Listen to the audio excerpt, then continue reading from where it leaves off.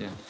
Do you think that the Hail to the Thief album, getting on to the next one, is, you know, a political album, not a protest album, and the music is very joyful? I think the music's very up. Yeah, I don't know. But protest I'm too close to that one. Is protest? You're too close to it, really. Still, yeah. In what the album is saying, in what you say. No, in the album. well, no. I never had a problem with. Sorry, I never had a problem with the political bit. Really, my favourite one was always Gloaming because. Which you were going to call the album, or wanted to, for at least 5 minutes. Yeah, yeah, 10 actually. Probably should have done actually, but there you go. Hey ho, what do you know?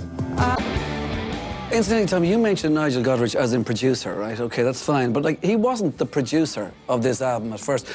When you got these songs together, were they already all together with somebody else? And you brought them to Nigel, and were they so together that he couldn't Nigel them? No.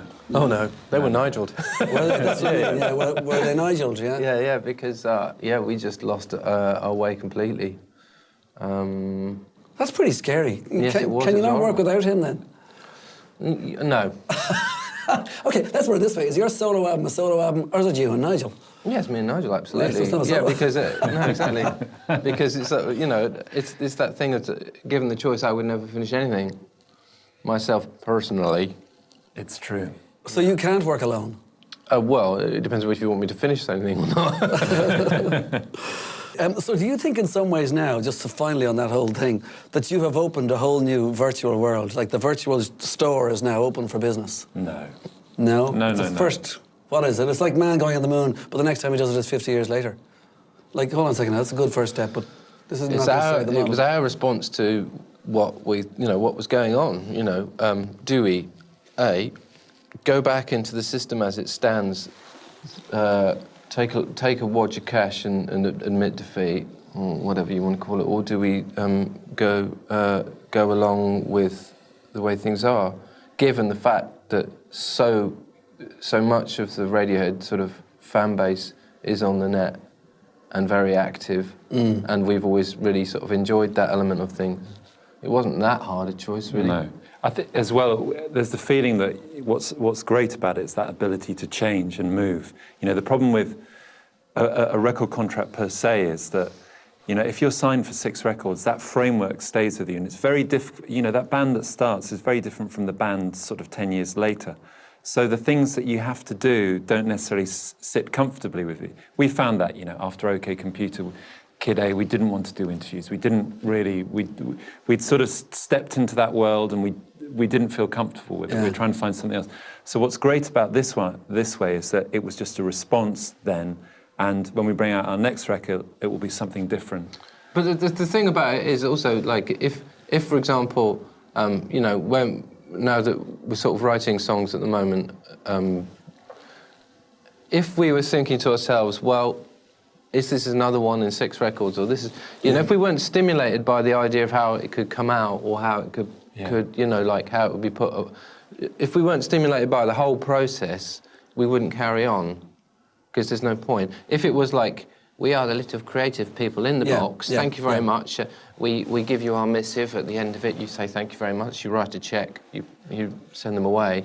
We can't do that. There's no point in us carry on if that's the way things are. Sure, but does it have to be the way it is? Does it have to be always some kind of approaching acting like the method acting kind of way, and have to be kind of some sort of torturous route? I mean, some of the times that you've mentioned of music that you've liked the most, Ed, is going back to early 90s and that whole rave scene, and you've described a few things that you were at, be it Happy Mondays here, be it Stone Roses there, and everything else in between, and just to get out there and do it and get by in a funky rhythm. It takes too long to do it. I think that party. Yeah, but you see, they're not working in a vacuum. We were in the past few years, we've been working in a vacuum. That's how it feels. Yeah. They're part of a scene. We're not part of anything. We're bloody, But you were never part of anything. No, even when you might have been dragged into Britpop, when Creep was becoming big, you were over in the States doing stuff, and you missed all that. I know, but OK Computer, the Bends was our response to Britpop, completely. Yeah.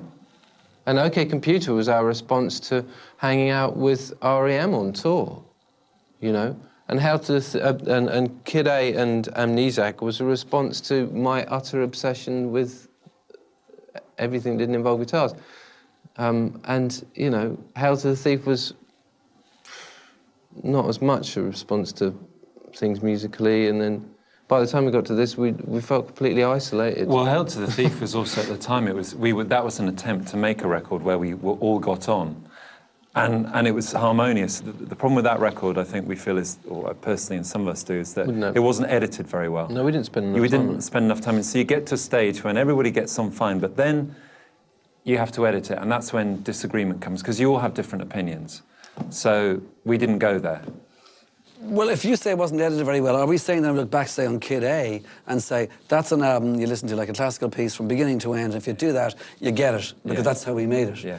Whereas, what are you saying about edited with Hail to the Thief? Are you saying that songs were too disparately we all didn't over the place? musically, and you know, there are too many songs on the record anyway. We didn't get to that stage. You know, it's you have to like hone away at something. Like with In Rainbows, the last month and a half was really honing it down. You know, finishing something. Yeah, that was a right laugh, that was. He loves that part, as you can tell, the making of the record. Yeah.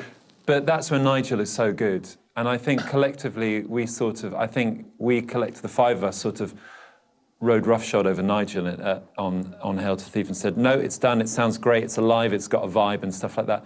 But that's not good enough for making a record, you know. That's where Nigel's so good, he understands. You know, you've got to put in the little work. It needs editing. It needs a bit of extra stuff on it.